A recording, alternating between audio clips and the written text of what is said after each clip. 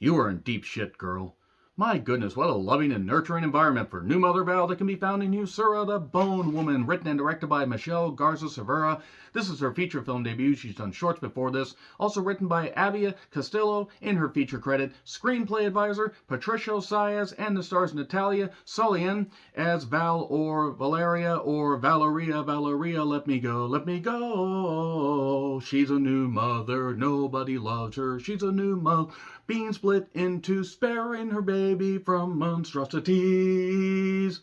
Okay, so the plot, such as it is, has Natalia's Val basically kind of being torn because she wants a baby, but once her and Raul are able to conceive one, and Raul is her significant other, things start to kind of go awry. We do get some flashbacks to see what Val's life was like before she met Raul, and before she had a loving yet fractured relationship with her parents and her extended family. And basically, this is a folklore, pseudo body horror drama with psychological horror elements. It's basically like Rosemary's Baby without the religious death cult. That's pretty much the best way I can describe it. That's not necessarily getting into spoilers because the concept of Rosemary's Baby has been done numerous times. But this also plays on how motherhood can affect many, many women. Pretty much any woman, I believe, that has experienced childbirth, I would imagine, could identify with a movie like this. Whether you live in Mexico, used to live in Mexico, live in any other country, live in this country, live on the goddamn moon, or even Uranus. Women go through a shit ton. Anybody that experiences childbirth just goes through a ton because the body transformation and the fact that even at one point, one of the family members said, you know, you feel like you're being split in two, bones cracking and all that and everything. It transforms your body, and sometimes you feel like you're two different people, and that's something that's explored in this. And while this movie does tread familiar ground, Michelle Garza Cervera does a really good job writing and directing this, and the others do a great job writing it as well. It's subdued, yet also when it decides to amplify the horror, it really does get like, oh boy, this is really fucked up. There's one point where there's a certain thing. I'm going to get into spoilers here in a bit, but a certain, sinister force is basically haunting Val that seemingly only she can see. Is it all in her head? Is she happy? Is she feeling bad? Is there sunshine? In her head, she's useless, but not for long. This baby's coming along. Yeah, song references, have to get those in. But she is haunted by all this stuff, and it gets a little bit dicey and a little bit weird. And then there are certain things in her past that she'd like to forget about, and then certain parts of her past that maybe she wants to revisit. Maybe she made mistakes in her past because she wanted an idyllic life, and that didn't exactly work out her way, and maybe she tries to go back. There are, there's exploration of past loves, past memories. And while I'm not going to say that the movie's perfect, it hits a lot more high notes than I expected. I ran this for about $6-7 on Amazon, and well worth it. I would have gladly paid extra for this movie, and I just wanted to give it a try, and I'm glad I did. This turned out to be quite good. There's some good atmospheric shots, some good cinematography. When it decides to amplify the horror, you're like, holy shit, and it all makes sense. And Natalia Solian, if I'm mispronouncing that, I do apologize once again. She delivers a hell of a goddamn performance, because sometimes these performances can get a little bit hokey, a little bit ridiculous, because, again, treading familiar ground, and when you're doing this, you have to treat it with a certain level of care. She knocks it out of the goddamn park here. Raul, played by Alfonso Dossel, he does a good job as the significant other, though he disappears for quite a bit of the movie, actually. A few times the tone's a little bit uneven, even though I understand exactly where they're going. They're jumping around to a few different places and introducing a few different characters and trying to cram a lot into the 97-minute runtime. And actually, it's more like 91 minutes with the end credits. But Octavia, who is somebody from Val's past, Myra Batala, she does pretty good as well, though she gets limited screen time. There's Martha Claudia Moreno. I wrote these names down in an attempt to actually get them right, and I'm pretty certain I'm totally butchering the name, so I do apologize again. Sonia Koch, or Kuo, and Samantha Castillo, and there are others as well, but it centers around the family and centers around Val really just wanting to have this kid But then she senses things are going awry, and are they all in her head? Is there some sinister force trying to take her baby? Do the people that claim they love her not actually love her? These are all things that are explored, and obviously, getting the advice, you feel like you're being split in two. It does deal with the aspects of motherhood and changing your body violently, and sometimes for the better, and sometimes in very strange ways that you didn't anticipate, because it throws the body chemistry off. This is, of course, just based solely on what I have been told by various friends that have had children. Because obviously, not able to have children, thank God, because I can barely stand having, a goddamn hangnail, so I can only imagine how it would be to basically give birth. Do also break out the subtitles, because unless you speak Spanish, and I can barely even keep up with English, as anybody that has watched my videos will understand, that way you can get the full thing of it. And it is very visually striking. There are some moments where I was like, oh shit, that's really, really goddamn disgusting. When it gets to the body horror elements, and it treats them with care and uses them sparingly, but just enough where you're like, ugh. So yeah, it explores some good stuff, and actually captures the whole process of motherhood and being scared that you're not going to raise your baby right, and maybe that the baby's going to drive you insane. You might put the baby in a place that you didn't expect. Don't put the baby there. Don't worry, nothing actually happens with the kid. I'll just say that as a spoiler right there. But yeah, there's also a bit of a dark, spoopy, supernatural element, but it does deal with the folklore aspect and the fact that they are very, very religious down in Mexico. Sweet Jesus, that was a goddamn huge gold statue. Man, that was a huge gold statue. If you've seen the movie, you'll understand. It's available for a few bucks on Amazon. It did say Shudder in the trailer, so I imagine this will eventually come to Shudder. But I was like, yeah, whatever. I'll pay the few bucks and watch it. Why not? Hopefully, Natalia Garza Cervera gets more opportunities to produce stuff, because if she can do something like this in her feature debut, I look forward to what else she can do, because this is a pretty goddamn good horror movie. She knocked it out of the goddamn park here. Bravo, bravo to everybody that was involved in this. Very good stuff. Now I'm going to get into spoilers. 3, 2, 1, and spoilers. Okay, so she has this relationship with Raul. She has a tense relationship with her parents, especially one of her sisters, who says, you never wanted children. You don't even like to hold your niece and nephew.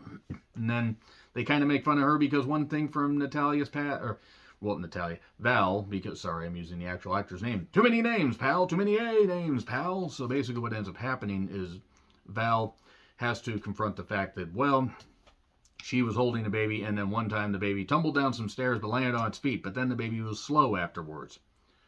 So basically she dropped the baby. Don't drop the baby. Now she's further along in the pregnancy. She's not eating. Things aren't going well. She does carpentry work. She's told to stop that because the chemicals of wood and all that and paint and everything, even though she's really good, she wants to build the crib, she wants to do all this stuff. And hey, a woman that is really, really good with her hands is absolutely somebody that you want to have in your life. But I digress.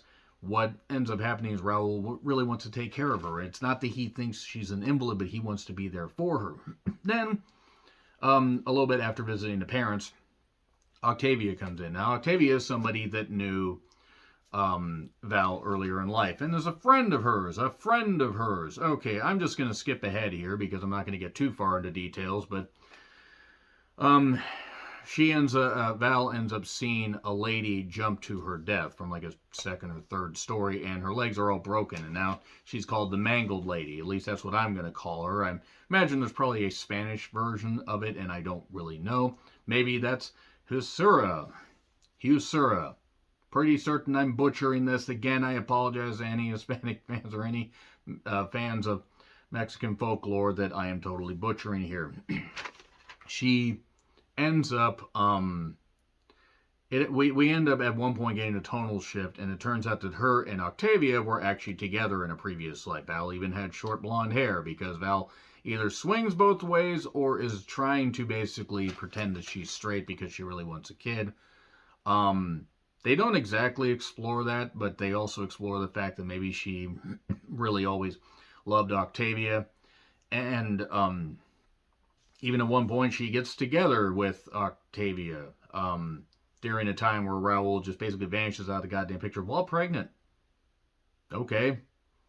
Yeah, they get all in a romantic tryst. How did it end up like this? And then she basically, after this, she ends up babysitting to I believe, her sister's niece and her sister's children, so her niece and nephew. And let's just say those kids are little shits. There's also a dog that ends up dead, thankfully off screen, so I didn't have to watch that. But traumatization and something haunting her. And a little bit earlier, one of the aunt's friends, the aunt that's the only one who seems to believe Val might actually have something going on with her, says, oh, well, there's this thing, like they do this ritual type thing. Oh, there's a spider that has you in its web, so to speak. It's an allegory as a protector, but also a predator. Bit weird. Folklore aspect's a little bit weird. I don't exactly know that much about it, so if you have pieces that I could find out more about this, answers in the comments, please. Yeah, the dog ends up getting killed. She takes the kids upstairs because she thinks somebody broke into the goddamn house, the mangled lady. The mangled lady has been haunting her this whole goddamn time. And then she, basically ends up kind of being torn because she wants to be with Octavia. She even kind of goes to her again. And then, Raul really wants to, be there for the kid. They suddenly decide suddenly they jump ahead. The kid is there. This is after the crib catches fire, either by Val setting it on fire or somebody setting it on fire. She says it's a ghost woman, a fucking ghost woman that I tried to get the Spanish version of, but I couldn't get it because, again, I don't really speak Spanish. I don't want to butcher it any more than I already have.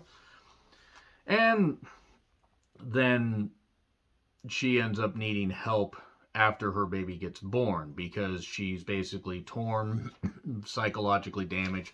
Raul is very, wanting to be there as a good father, and then what ends up happening is Val ends up, there one night while he's out working or something, and the baby suddenly disappears. We see through the baby monitor, and it's either, Val being disassociated because you're split into two people, or it's this mangled ghost woman, this mangled lady. She's looking for the kid, freaked out. She always used to have a smoke and put it out the window, and oh my god, the kid's out the window. Nope, the kid's in the cupboard. Nope, the kid's in the fridge. What? The kid was in the fridge. I mean, that's one way to cool the baby off. The baby was fine. Baby was just like, oh, cool. Literally. Even though I don't think the kid would know what words mean at that point. And then she realizes she needs help, so she gets her aunt and her friends to help her with this dark, spoopy ritual to free her from the split personality thing that's targeting her. Whatever it is. The spider. Spiders in your soul, Mr. Grinch. And that ends up working, seemingly. And they set a pile of leaves on fire. I assume that's supposed to be either the body of the spider lady or something. There are easier ways to get rid of your leaves, by the way, without burning and damaging the environment. But then we get, she goes into this weird tub, this weird, she gets her head dunked and suddenly ends up in this weird other world where she has to confront her other half. There's this blanket that she's supposed to keep a hold of that's the kid. It's like represents the kid. She's trying to separate herself from this weird in this weird ritual. This is the best I could interpret of the whole thing because it's very visual and less descriptive. And then what ends up happening is everything's fine. There is also a giant human body centipede, which I freaking loved seeing. Why? Because I'm weird. And she's fine. Everybody's fine. Raul has the kid, and Val is leaving. Val is either her and Raul separate, or she's going to go live with Octavia. Maybe she feels like she just wasn't meant to be a mother and she's leaving the kid with Raul.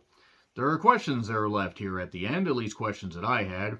However, I will say, despite all that and despite a bit of unevenness, and I'm not knocking, things happen, I'm going to give it an A- because I really, really enjoyed this. Huesera, the Bone Woman, was quite good. So yeah, there you go. Agree, disagree, what I said, like, share, subscribe, Twitter handle in the description. I'm Charm Wetland. I'll see you soon.